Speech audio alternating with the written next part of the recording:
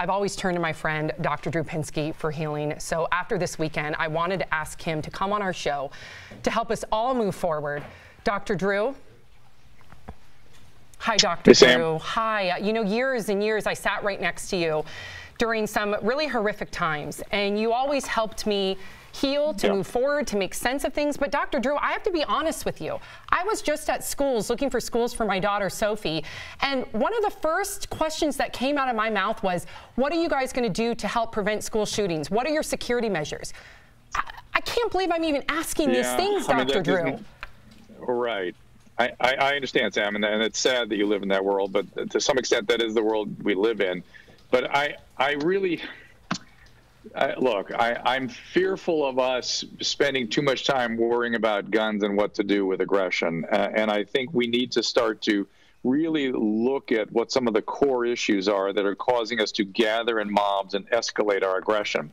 And I've been sort of predicting this for years. I thought this was coming. And it's really, we are so deep in envy, deep in aggression, deep in dysregulation. Of course, I've seen this forever with addicts, and now it's manifesting sort of more globally through society, where we are looking for solutions in blaming others rather than in looking deeper into ourselves and also into our relationships. I mean, we've got to look to one another and what we can do to serve each other rather than what we can find wrong with each other. It's a very poisonous time, but really start to look locally. Start to look at your own family, your own community.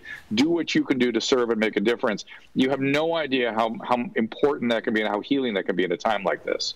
So, first of all, that's fantastic advice, especially right now when I feel helpless and hopeless, because that's advice that I can take and carry out immediately.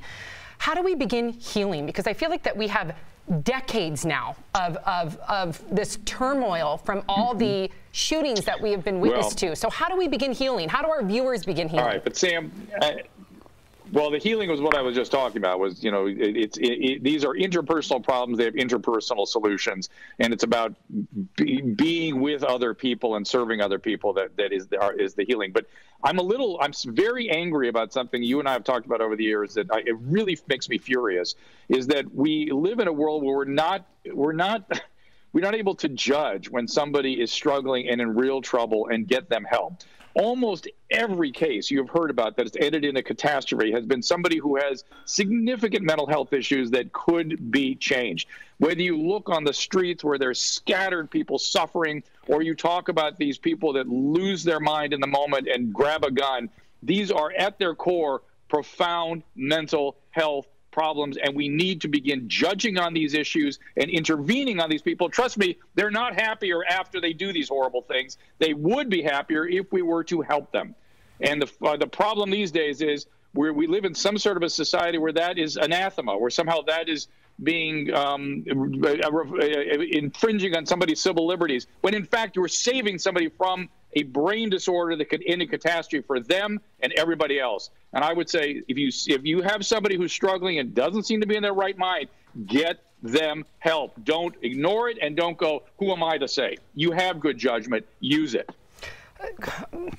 Thank you for that, Dr. Drew. I have to say, though, just looking even at our political climate, there's such a great divide in our country and so much hate. So please give myself, our reviewers, some advice on how to de-escalate, because I feel like just the negativity is not helping right now. You're asking, but you're asking for a solution to a problem that's not going away. It's not going away, everybody. It's here. We are in it, and you've got to own your own piece of it.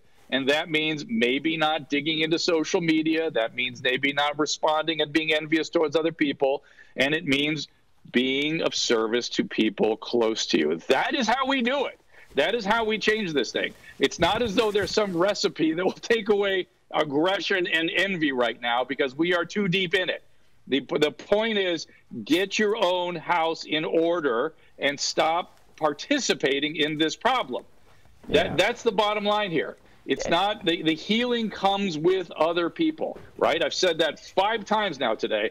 Now, be with others, be of service to others, but also don't participate in this vitriol You're part of the problem. Be a part of the solution, because if you're not, you're a part of the problem. Thank you, Dr. Drew. Be of service to people. And I see that you're in your car. I want you to drive to Denver and be with us. When are you going to come on our show? I need you here. All right.